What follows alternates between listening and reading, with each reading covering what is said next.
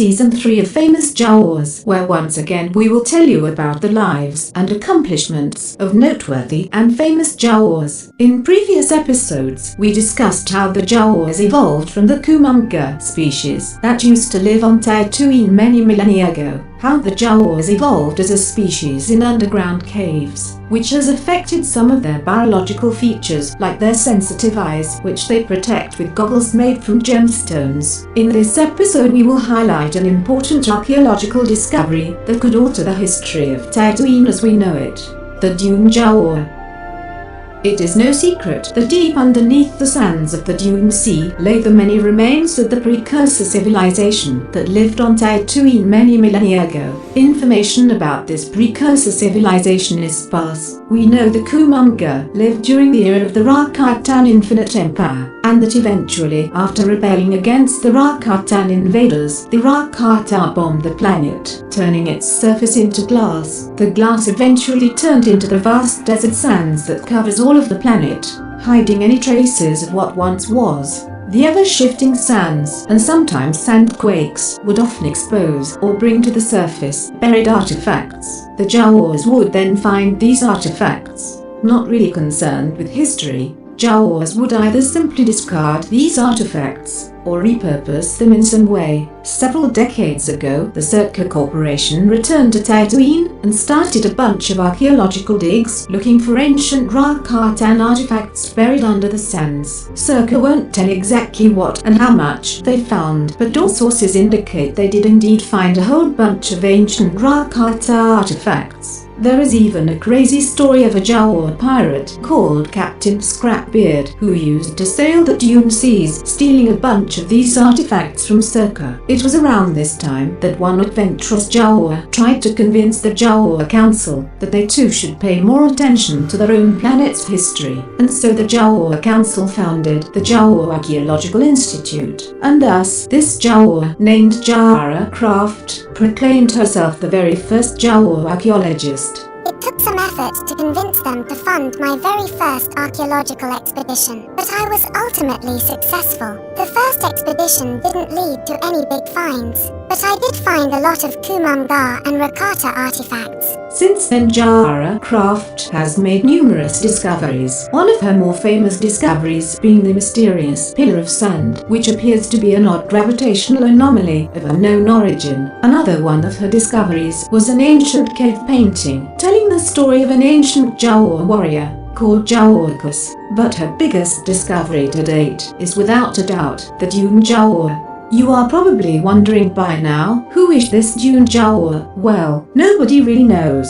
One day, Jara Craft was walking through the Dune Sea when she stubbed her toe on something and tripped. When she looked, she saw a bone sticking out of the sand. It was then that she found the skeletal remains of an unknown individual of short size. At first, everyone thought I had stumbled upon a crime scene, but forensic testing showed the skeletal remains were many millennia old. It seems this ancient skeleton had been buried under the sands for that long until a sandquake had brought it up to the surface. At first, it was believed this could be the skeletal remains of a prehistoric cave-dwelling Jawa, a Neander Jawa, who somehow had made his way to the surface. But DNA testing proved that while there was clearly a genetic relationship to the Jawas, this skeleton was in fact a completely new species of Jawa. We had so many questions about this new revelation of a possible surface-dwelling Jawa species, and to get answers I had to somehow get deep under the sand. And so Jara Craft, with the aid of many Jawa expert builders, had a special sandmersible built, and she has used this sandmersible for many diving expeditions under the sands of the Dune Sea, bringing back to the surface many artifacts that might have belonged to this mysterious surface-dwelling Jawa civilization. Amongst the artifacts she has found were various pottery, a golden flask, a rock with a hand and moon symbol carved onto it, and even a chair carved from stone, as well as a mysterious tablet with a strange language carved onto it that seems to share some similarities to ancient Jawais. As stories of the newly discovered surface-dwelling Jawa civilization started to spread, so came the skeptics and naysayers. Well, frankly, it all seems like nonsense to me. You're telling me that the Kumonga somehow managed to survive an entire planet being glassed and then somehow evolved into not one, not 2, but 3 different species. It seems far more plausible that the Jawas evolved from womp rats. Chris Paquito, in agua go! Oh no! The Sand People also disagreed with the Jawas' claims of a surface Jawa civilization.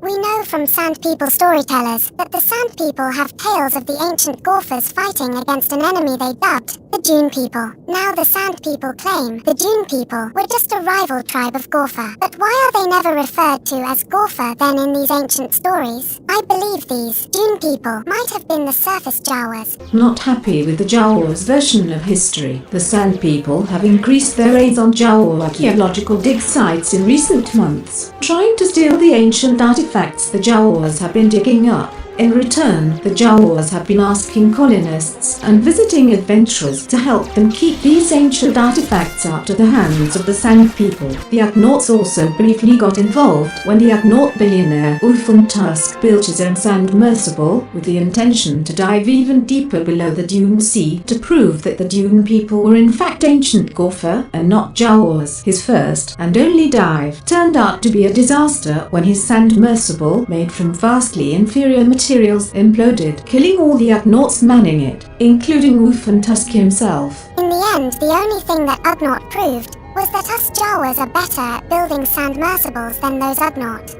There are still many questions remaining. What did these surface-dwelling Jawas look like? No crystals were found near the skeleton, suggesting these surface Jawas might not have needed them to protect their eyes from the sunlight. Scraps of fabric found near the skeleton indicated the Dune Jawa wore brighter colored clothing than the cave-dwelling and modern Jawas. Also, a strange wooden stick was found not far from the skeleton. Did perhaps the Dune Jawa use it as a walking stick or a weapon? And where did the Dune Jawa find wood to carve a stick from? And more importantly, when and how did this race of Jawas go extinct? I have discovered many artifacts that might have belonged to the surface Jawas. My dream is to one day discover one of their cities buried deep below the surface. We may never get all the answers, however, but as the first and only Jawa archaeologist, I will continue my research and look for more evidence on these surface-dwelling Jawas. It is difficult to imagine the Dune Jawa by looking at just a few bones. So Famous Jawas has enlisted the skills of the famous Jawa artist and painter Rubram Cornu to paint an artistic impression of what the Dune Jawa might have looked like. Based on scientific research done by the archaeologist Jara Kraft,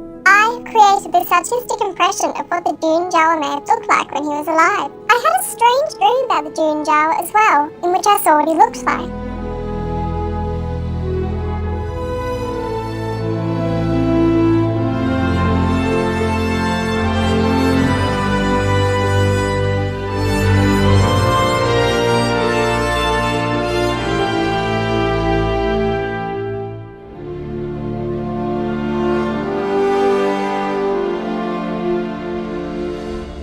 In the next episode of Famous Jawas, we will tell you the story of a Jawa clan leader fighting against a dishonorable Mandalorian.